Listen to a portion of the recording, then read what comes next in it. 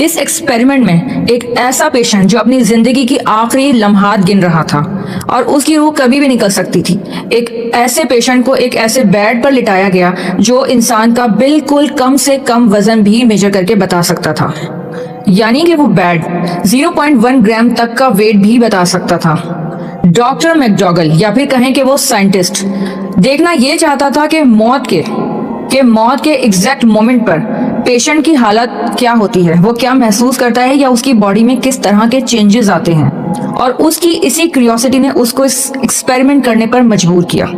हुआ ये कि जब उसने उस पेशेंट को उस स्पेशल बेड पर लिटाया और जैसे ही उस पेशेंट की रूह परवाज हुई या वो मरा, अचानक ही उस पेशेंट की बॉडी का वेट 21 ग्राम कम हो गया। इसीलिए इस एक्सपेरिमेंट का नाम 21 ग्राम रखा गया था।